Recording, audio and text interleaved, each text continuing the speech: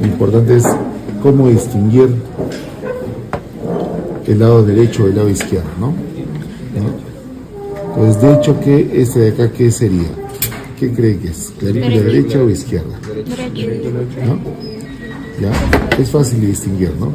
Ustedes tienen que ver que en la parte inferior está el surco subclavicular, ¿no? Entonces eso inmediatamente les habla de que eso se orienta hacia abajo.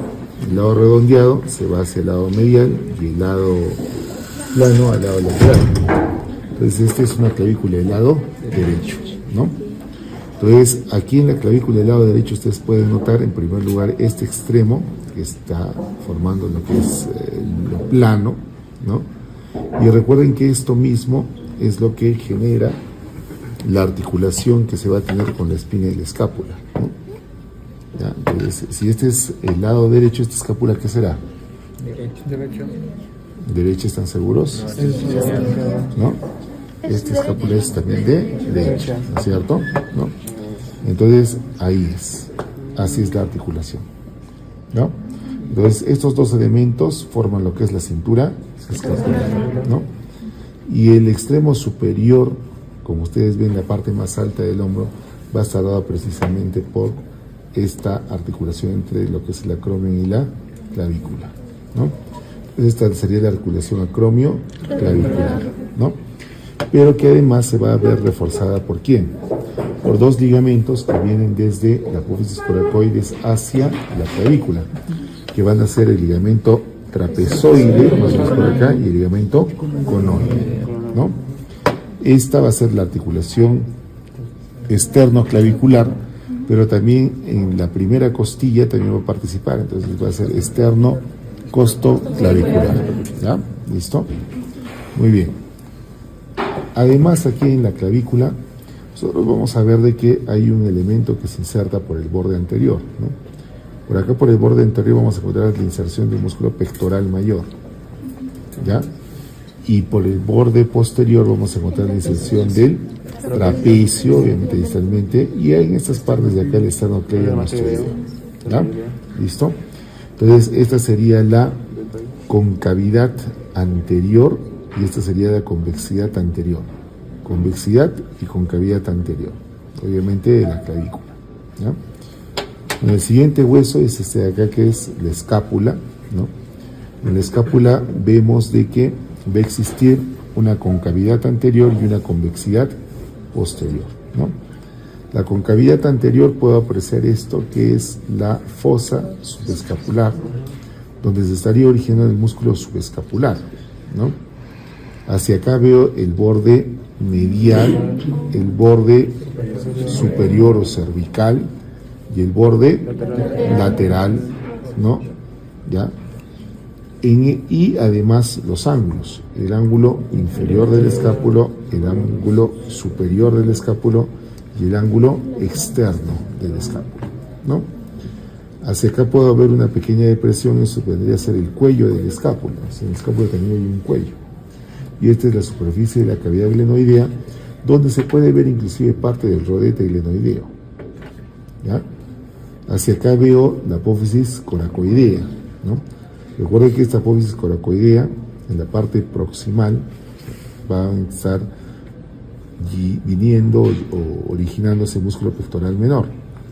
Y en los extremos lateral y el más distal vamos a encontrar el origen del músculo, la porción corta del bíceps y del músculo coracobraquial, ¿ya? Entonces, coracobraquial, porción corta del bíceps y pectoral menor, ¿ya? También en la parte superior encuentro esta escotadura, que es la escotadura coracoidea, ¿no? Y que se convierte en agujero cuando está la presencia del ligamento transverso del escápula, ¿no? El ligamento transverso del escápula se convierte en agujero coracoideo, ¿ya? Muy bien. Aquí, en el borde anterior del borde medial, encontraría la inserción, no el origen, sino la inserción de ¿quién? El músculo serrato mayor. Mientras que por el borde posterior, encontraría en este mismo borde al músculo angular elevador del omóplato, al músculo redondo menor y al músculo redondo mayor, ¿Ya? ¿Listo? No, perdón, está bien, romboides, no redondos, ¿no? Angular elevador del homóplato, romboides menor y romboides mayor, ¿no? Y acá en el borde lateral, que es sí encontraría evidentemente al músculo redondo mayor y el músculo redondo menor, ¿ya? Ahora, esta es la tuberosidad infraglenoidea, esto, ¿no? Al tubérculo infraglenoideo estaría llegando aquí en la porción larga del tríceps.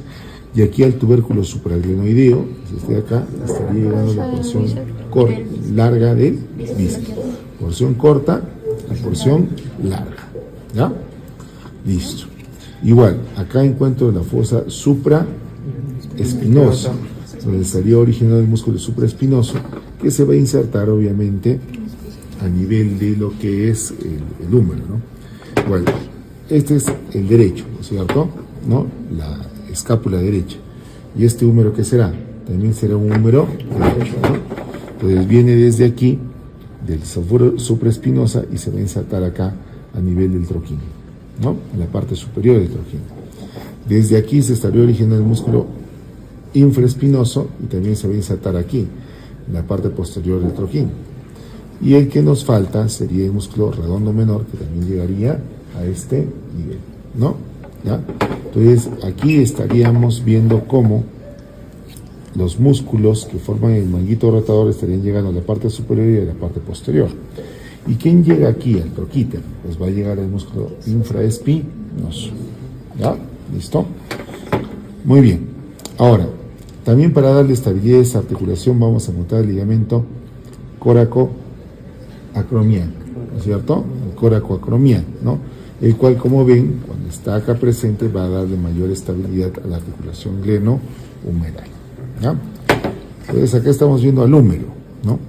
El húmero que puedo encontrar, la tuberosidad mayor, conocida como troquín, tuberosidad menor, conocida como troquín. Doctor, ¿no es al revés? ¿Es al revés? Es al revés. Sí, bueno, tuberosidad mayor, troquíter, Tuberosidad troquín. menor. Claro, sí, está bien, sí. Y entre los dos, ¿a quién encontramos? Encontramos a la corredera intertroquiteriana, también conocida como surco bicipital, ¿no? Y obviamente, entre estas dos encuentro un ligamento que sería el ligamento transverso del húmero. ¿Ya? ¿Listo? Ahora se continúa por ahí vemos cómo continúa el surco bicipital, obviamente con el labio lateral o externo y el labio lateral o el labio interno, ¿no? Acá encuentro la superficie articular del húmero, ¿no? Con un adelgazamiento posterior que vendría a ser el cuello anatómico del húmero, ¿no? Después de lo que son la tuberosidad mayor y tuberosidad menor, encuentro este adelgazamiento que correspondía al cuello quirúrgico del húmero, ¿no? A partir de ahí puedo ver cómo sobre lo que es el propio cuerpo del húmero, recuerden de que están las diáfisis y la epífisis del húmero, ¿no? Se ve esta línea, ¿no? Esto de que es el surco, El nervio radial. claro, el canal de torsión del nervio radial, ¿no? Por donde está discurriendo el nervio radial con la arteria colateral externa también, ¿ya? ¿Listo? Ahora, en la parte inferior puedo notar lo siguiente, ¿no? Hacia acá veo que hay una superficie articular. ¿Para quién? Para el cúbito, porque esto es la tróclea, ¿no? Y hacia acá encuentro otra superficie articular, pero en este caso, ¿para quién va a ser? Para el cóndilo. También conocido eso con el nombre de capítulo, ¿no? Es la tróclea y el capítulo. Aquí veo la epitróclea y aquí veo el epicóndilo. Esta sería la cresta supraepitroclear y esta sería la cresta supraepicondilia, ¿no? Aquí encuentro una fosa que sería la fosa coronoidea y acá la fosa, fosa radial condilia, ¿no? ¿Ya? Y en la parte de acá atrás encuentro otra fosa que sería la fosa olecraniana, ¿no? La fosa olecraniana, ¿no? ¿Ya? Entonces esos serían los elementos que hemos visto cuáles serían las inserciones principales acá del manguito de los rotadores, pero en el resto ya saben, ¿no? Por acá más o menos encontraría el origen del braquial anterior, ¿no es cierto? Braquial anterior y los demás elementos como el caso de el bíceps braquial, el cual curiosamente, a pesar de estar acá, no tiene una inserción aquí a nivel del húmero, porque sus orígenes están a nivel de lo que es de escápula y su inserción va a estar a nivel de la tuberosidad bicipital del radio, ¿no? Entonces acá solamente podríamos ver la braquial anterior. Otro músculo que encuentro acá en el comportamiento anterior, ¿quién sería? El músculo coracobraquial, el cual sí, ¿no?, tiene una parte de origen también a nivel de lo que es la apófisis coracoides, ¿no es cierto?, ¿no? Pero el resto se inserta junto con la porción corta del bíceps, ¿no? Entonces por eso es que no vamos a rastrear inserciones aquí en la cara anterior del húmero, ¿no? Entonces mira, son músculos que están acá, pero que no tienen inserciones en el húmero. Aquí sí vamos a encontrar obviamente lo que es la inserción del músculo deltoides, ¿no? A partir del canal de torsión, ¿no?, estamos viendo que está acá, ¿no?, vamos a encontrar parte de lo que es el vasto interno y el vasto externo ¿de quién? Del tríceps, ¿no es cierto? Parte del tríceps, y recuerden que finalmente esto se va a insertar acá a nivel de lo que es el ancón, ¿no? El olecro, ¿no? A ver, ¿dónde es el cúbito? Acá es el cúbito, ¿ya? Igual en el cúbito tenemos que saber si es un cúbito del lado derecho o es un cúbito del lado izquierdo, ¿no? Entonces, ¿cómo lo podemos identificar rápidamente, ¿no? En el cúbito ya sé que esta parte es la parte superior y esta es la parte inferior. Recuerdo que el cúbito tiene una posición medial respecto del radio, ¿no? Entonces, esa es su posición, ¿no? Entonces, definitivamente este también es el cúbito del lado derecho, ¿no? Porque me doy cuenta que la membrana interósea está mirando hacia la cara lateral, ¿no? También puedo fijarme acá en la superficie articular para el radio, que también debe mirar hacia el lado lateral. Es imposible que este cúbito sea así, pues, ¿no? Debe ser así. Pues también es el cúbito derecho, ¿no? Entonces, en el cúbito, ¿qué vemos? Obviamente acá veo una escotadura, que es la escotadura que precisamente va para la tróclea, ¿no? Esta eminencia que es el olecrano, y aquí veo la apófisis coronoides, ¿no? ¿Ya? Esta pequeña superficie articular, que es la superficie articular para la cabeza del radio, ¿no?, donde el radio debe de girar sobre su propio eje, ¿no? ¿Ya? Más abajo de la apófisis coronoides veo esa tuberosidad, que sería la tuberosidad o la inserción del braquial anterior, ¿no? O sea, el braquial anterior se va a insertar a este nivel, ¿ya? ¿Listo? Ahora, también a este lado, bueno, en este caso el radio creo que no nos está ayudando, porque sí es un radio, ¿de qué lado sería? Izquierdo, ¿no? ¿No hay un radio derecho por ahí?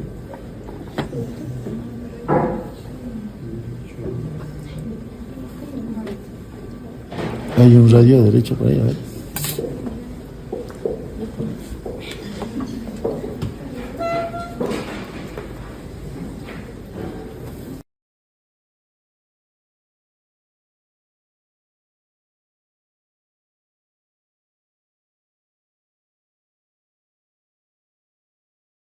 Menos